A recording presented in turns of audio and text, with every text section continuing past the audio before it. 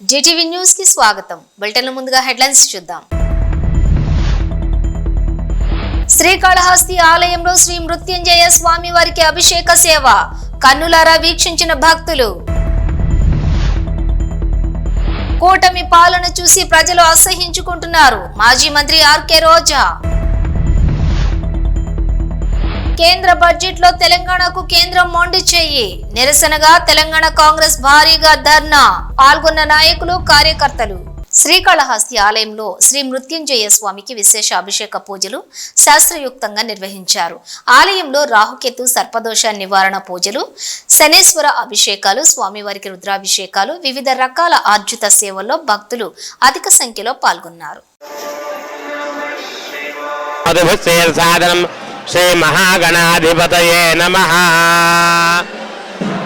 మహాదాభితాదృశేః వ్యామిషంగరిషందహస్తే బిభర్షస్తవే స్వం సుమనాసతే అధ్యవోజదధివక్తా ప్రథమో దైవ్యాభిషేక అహేగస్య సర్వాన్ జంభయన్ సర్వాశ్చైవస్వం సహస్రాక్షసతే శుదే నిశీల్య శల్యానాం ముఖాచవాలు సుమనాభవ విద్యంధనః కవర్జన విశల్యో బాణవాగముత గణేశన్నస్యేతవాభరస్సంగతిః నాంబతయే నమో నమో రోహితాయ స్థవతయే మోక్షానాంబతయే నమో నమో మందనే వాణిజాయ కక్షానాంబతయే నమో నమో భువందయే వాయుస్కుదాయ వృత్సేభ్యో వృత్సపతిభ్యశ్చ వో నమో నమో వ్రాతేభ్యో వ్రాతపతిభ్యశ్చ వో నమో నమో గణేభ్యో గణపతిభ్యశ్చ వో నమో నమో రథిభ్యో రథేభ్యశ్చ వో నమో నమో రథేభ్యో రథపతిభ్యశ్చ వో నమో నమః సేనాభ్యశ్చ వో నమో నమః క్షత్రుభ్యः సంగ్రహేతుభ్యశ్చ వో నమో నమస్తక్షభ్యः రథకారేభ్యశ్చ వో నమో నమః కులాలేభ్యः కర్మారేభ్యశ్చ వో నమో నమః పుంజిష్టేభ్యः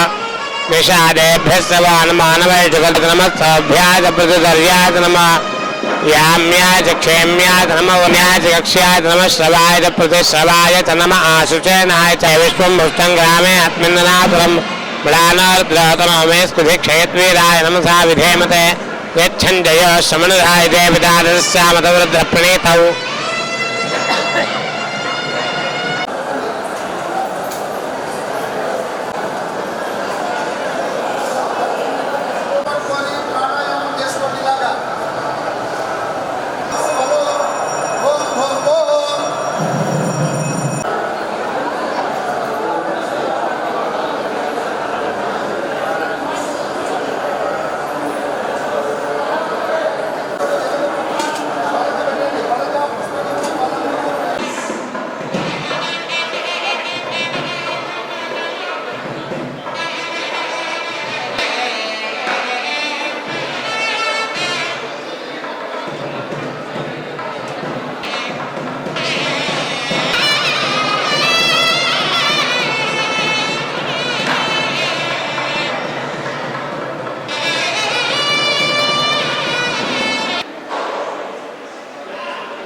తిరుపతి డిప్యూటీ మేయర్ ఎన్నికల్లో అరాచకాలకి టీడీపీ తెరతీసిందని అన్నారు మాజీ మంత్రి ఆర్కే రోజా. 7 నెలల్లోనే టీడీపీ మరియు కూటమి ప్రభుత్వాన్ని ప్రజలు అసహించుకున్నారని అర్థమై నారా చంద్రబాబు నాయుడు దిగజారుడు రాజకీయాలు చేస్తున్నాడని ఆరోపించారు రోజా. ఈసీ కనీసం ఇకనైనా స్పందించి ఎన్నికల్లో కూటమి నేతల దురాగతాలపై చర్యలు తీసుకోవాలని కోరారు మాజీ మంత్రి. వైఎస్ఆర్సీపీ అధికార ప్రతినిధి ఆర్కే రోజా. కూటమి ప్రభుత్వంలో చంద్రబాబు నాయుడు గారు ముఖ్యమంత్రి అయిన రోజు నుంచి తిరుపతి పరువు ప్రతిష్ట ఎలా దిగజారుస్తున్నారో లడ్డూ విషయంలో చూసాం. మొన్న మనుషులు చనిపోయిన విషయం మనం చూసాం. ఈ రోజు డిప్యూటీ మేయర్ ఎన్నికల్లో ఏ విధంగా మేయర్ మీద గాని, అలాగే వచ్చిన కార్పొరేటర్ల మీద, అలాగే దళిత ఎంపీ మీద దాడులు చేయటం మనం కళ్ళారా చూస్తున్నాం. ఒకవైపు వైఎస్ఆర్సీపీ నాయకులు మాకు అవసరం లేదంటూనే చంద్రబాబు నాయుడు, లోకేష్, మరోవైపు తమ నాయకులతో ఏ విధంగా కార్పొరేట్ల మీద, బస్సు మీద, అలాగే మేయర్ మీద, ఎంపీ గారి మీద దాడి చేశారు, రాళ్లతో కొట్టారు, బూతులు తిట్టారు, కొంతమందిని కిడ్నాప్ చేసి తీసుకెళ్లటం మనం కళ్ళారా చూస్తున్నాం. ఇవన్నీ కూడా పోలీసులు చూస్తుండగానే వాళ్ళ ప్రేక్షక పాత్ర వహించినప్పుడే జరగటం అనేది ఈ రాష్ట్రంలో లా అండ్ ఆర్డర్ ఎంత ఘోరంగా ఫెయిల్యూర్ అయిందో మనకు అర్థమవుతుంది. అండ్ పవన్ కళ్యాణ్ గారు, మీ ఎమ్మెల్యే, జనసేన ఎమ్మెల్యే తిరుపతిలో ఎంత దిగజారిపోయి ఈ రోజు కార్పొరేటర్ని కిడ్నాప్ చేస్తున్నారో ఒకసారి గమనించండి.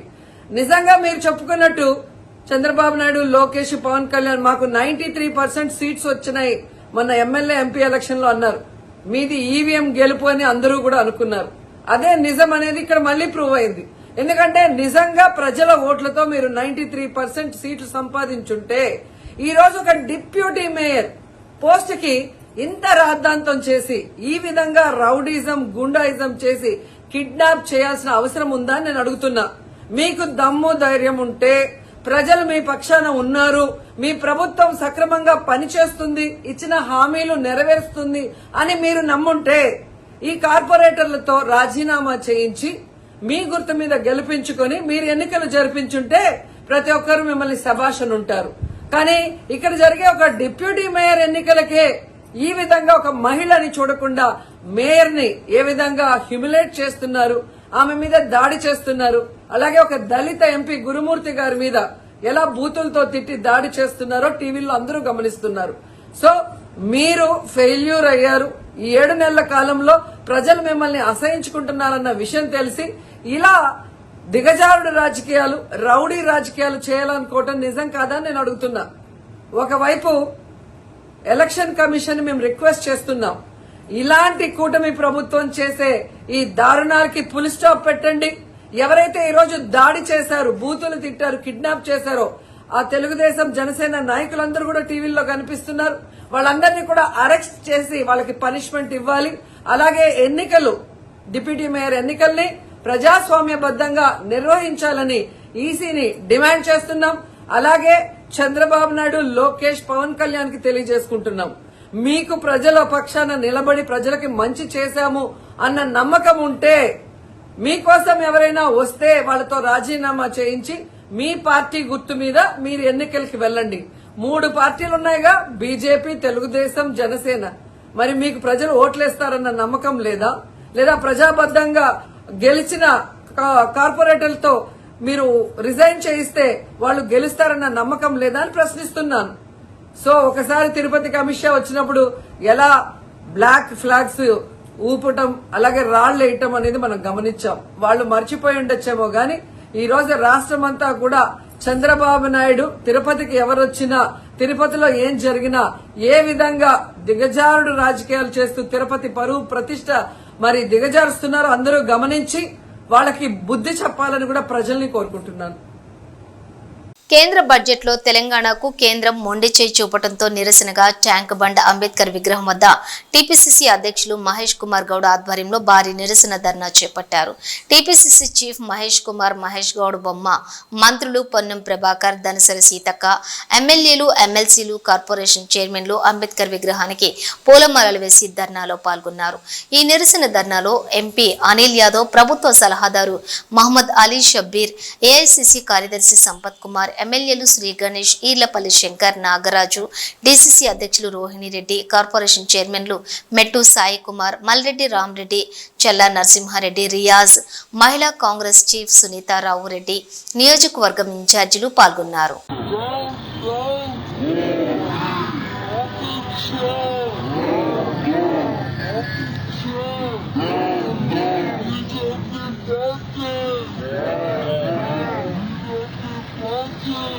ఢిల్లీ అసెంబ్లీ ఎన్నికల ప్రచారంలో పాల్గొన్న సీఎం చంద్రబాబు నాయుడు.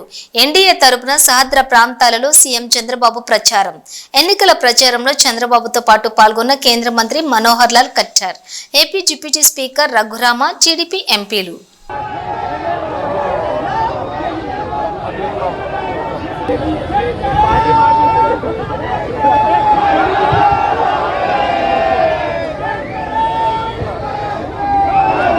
బ్రహ్మస్వామి చంద్రశేఖర్ గారు, కేంద్ర మంత్రివర్యులు, వారిని కూడా వేదిక మీదకి రావాల్సిందిగా కోరుతున్నాం. తెలుగుదేశం పార్టీ పార్లమెంట్ పార్టీ నాయకులు లావు కృష్ణదేవరాయ గారిని కూడా వేదిక మీదకి రావాల్సిందిగా కోరుతున్నాం. భారత్ మాతాకి ఒక్కసారిగా మనందరం కూడా చేతులు పైకెత్తి నారా చంద్రబాబు నాయుడు గారు, ఎన్డీఏ పార్టీలో కీలకమైన నేత, ఆంధ్రప్రదేశ్ ముఖ్యమంత్రి గారిని హృదయపూర్వకంగా మనందరం కూడా స్వాగతంతో పలుకుదాం. భారత్ మాతాకి, భారత్ మాతాకి, భారత్ మాతాకి.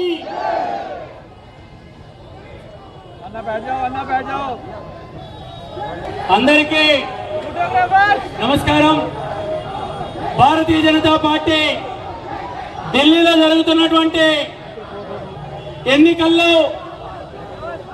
భారత ప్రధానమంత్రి నరేంద్ర మోడీ గారు, భారతీయ జనతా పార్టీ జాతీయ అధ్యక్షులు జగత్ ప్రకాష్ నడ్డా గారి ఆహ్వానం మేరకు ఢిల్లీలో జరుగుతున్నటువంటి ఎన్డీఏ బహిరంగ సభలో ఢిల్లీ ఎన్నికల్లో భారతీయ జనతా పార్టీ అభ్యర్థులు గెలిపించడానికి ప్రియతమ నాయకులు భారతదేశంలో అనేక సంవత్సరాల పాటు ఈ దేశాభివృద్ధి కోసం పనిచేసినటువంటి ఆంధ్రప్రదేశ్ ముఖ్యమంత్రి ప్రియతమ నాయకులు చంద్రబాబు నాయుడు గారు ఈరోజు ఈ యొక్క బహిరంగ సభకు రావడం జరిగింది.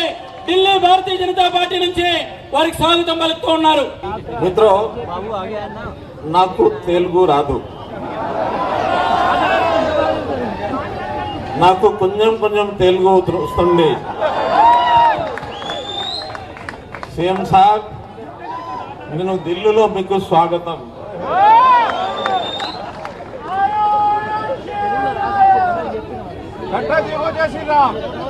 మీరు తెలుగు ప్రజల హృదయాల్లో నివసిస్తున్నారు.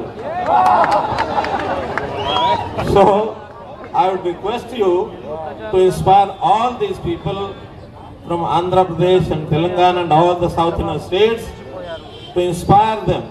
పల్నాడు జిల్లా వినుకొండ పట్టణంలోని చిన్నారిని ఎత్తుకెళ్లబోయిన వ్యక్తికి దేహశుద్ధి చేశారు స్థానికులు. వినుకొండ పట్టణంలోని బోసుబొమ్మ సెంటర్ మరియు ఇసుకవాగు వద్ద గుర్తు తెలియని వ్యక్తి ఓ చిన్నారిని ఎత్తుకుపోవటానికి ప్రయత్నించగా స్థానికులు గమనించి అడ్డుకున్నారు. అనంతరం స్థానికులు ఆ వ్యక్తికి దేహశుద్ధి చేసి పోలీసులకు సమాచారం అందించారు. ఈ ఘటన స్థానికంగా కలకలం రేపింది.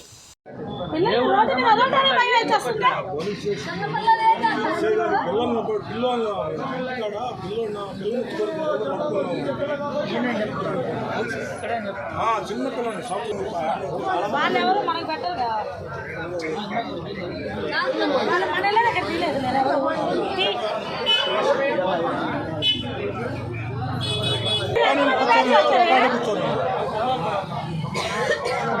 టీటీడీ పాలక మండలి చైర్మన్ కీలక నిర్ణయం తీసుకున్నారు. ఇకపై ప్రతి నెల చివరి మంగళవారం పాలక మండలి సమావేశం కావాలని నిర్ణయించారు.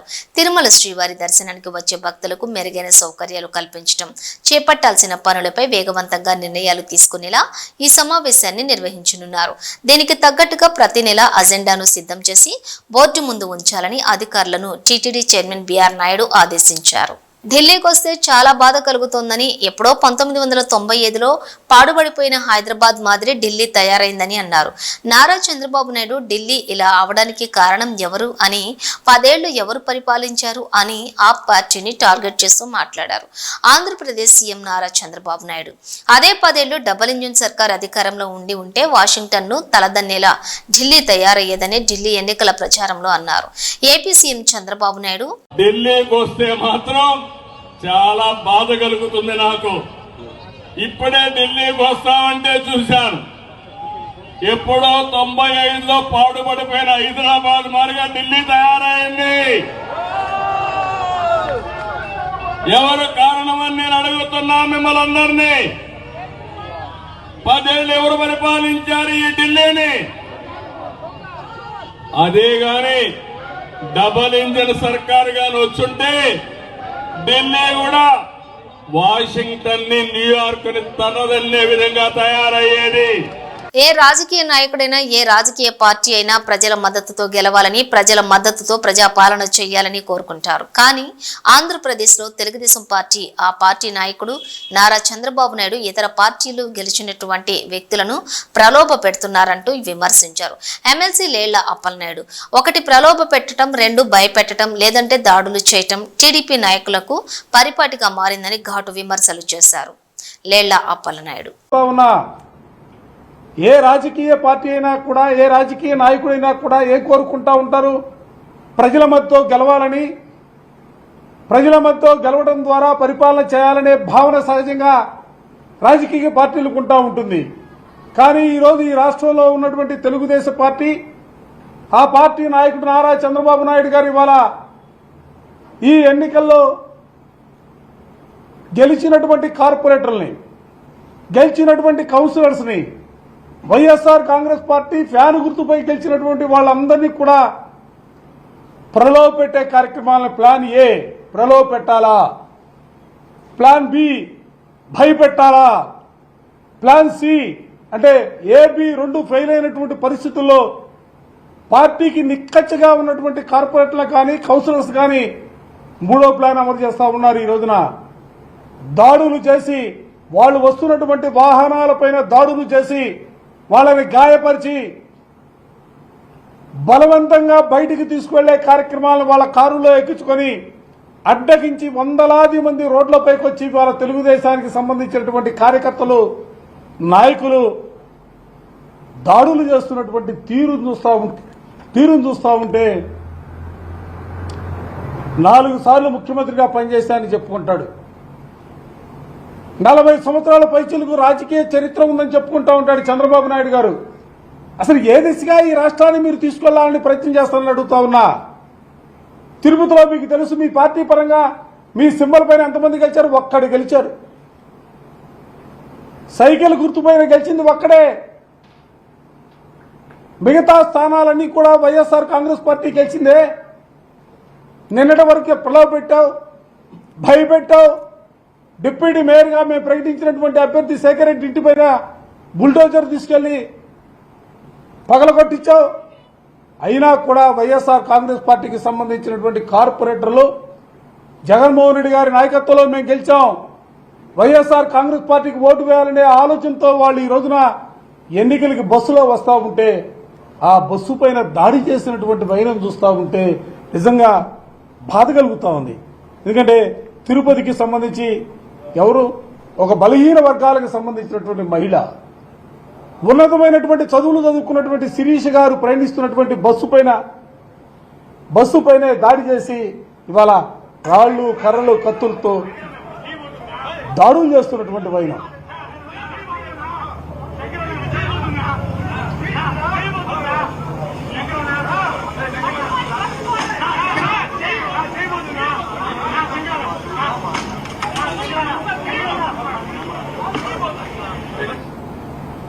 బస్సులో మహిళలు ఉన్నారు, బస్సులో ఎస్సీలకు సంబంధించినటువంటి కార్పొరేటర్లు ఉన్నారు.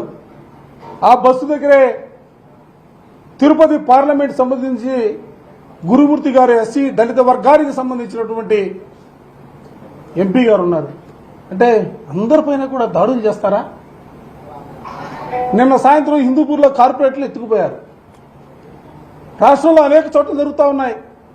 అందుకనే మాకు అనుమానం వచ్చింది, వైఎస్ఆర్ కాంగ్రెస్ పార్టీగా ఈ రాష్ట్రంలో పనిచేస్తున్నటువంటి వ్యవస్థలపైన నమ్మకం లేక ఎన్నికల కమిషనర్ గారిని నిన్న కలిసాం. వారికి వివరంగా చెప్పాం, రాష్ట్రంలో ప్రజాస్వామ్య పరిపాలన లేదు, నిరంకుశమైనటువంటి పరిపాలన కొనసాగుతూ ఉంది, నియంతృత్వ పరిపాలన కొనసాగుతూ ఉంది. మా కార్పొరేట్లకి మా కౌన్సిలర్కి రక్షణ లేనటువంటి పరిస్థితులు ఉన్నాయి. ఎన్నికల కమిషన్ అనేది నిష్పక్షపాతంగా వ్యవహరించాలా. పోలీసులు పేరుకు మాత్రమే 144 అంటారు, 30 యాక్ట్ అంటారు, ఎక్కడా కూడా వాటిని అమలు చేస్తున్నటువంటి పరిస్థితి లేదు. ఈ పరిస్థితుల్లో ఎన్నికల కమిషన్ ఇన్వాల్వ్ కావాలా, మా కార్పొరేట్లకి రక్షణ కల్పించాలా, ప్రజాస్వామ్యబద్ధంగా ఎన్నికలు జరిపించడానికి ప్రయత్నం చేయాలనే భావంతో పూర్తిగా అన్ని విషయాలపైన కూడా ఎన్నికల కమిషన్ గారిని నిన్న కలిసి పార్టీ పరంగా ఒక రికమెండేషన్ కూడా. కాంగ్రెస్ పార్టీ అధికారంలోకి వచ్చిన తర్వాత పేదలకు అండగా ఉంటుందని, అందుకు కాంగ్రెస్ పార్టీలోకి వస్తున్నామంటున్నారు కోదాడ కొమ్మరబండ గ్రామానికి చెందిన యువత. కోదాడ కాంగ్రెస్ పార్టీ కార్యాలయంలో కోదాడ ఎమ్మెల్యే పద్మావతి రెడ్డి సమక్షంలో కాంగ్రెస్ పార్టీలో చేరారు కొమ్మరబండ బీఆర్ఎస్ నాయకులు, కార్యకర్తలు. కరీంనగర్ జిల్లా కేంద్రంలోని చైతన్యపురి మహిమాన్విత మహాదుర్గ మహాలక్ష్మి మహాసరస్వతి అమ్మవార్ల దివ్యక్షేత్రంలో వసంత పంచమి వేడుకలు ఘనంగా ప్రారంభమయ్యాయి. మహాసరస్వతి అమ్మవారి పూజ, అభిషేకం, విద్యార్థులచే సామూహిక కుంకుమార్చనలు నిర్వహించారు. చదువుల తల్లిగా, జ్ఞాన దేవతగా ప్రసిద్ధికెక్కి చిన్నారుల అక్షరాభ్యాసానికి కొంగు బంగారంగా మారిన మహాశక్తి ఆలయానికి ఆలయ నిర్వాహకులు తగిన ఏర్పాట్లు చేశారు. ఈ సందర్భంగా పుస్తక పూజ, చిన్న పిల్లలకు అక్షరాభ్యాసం కార్యక్రమాలు నిర్వహించారు.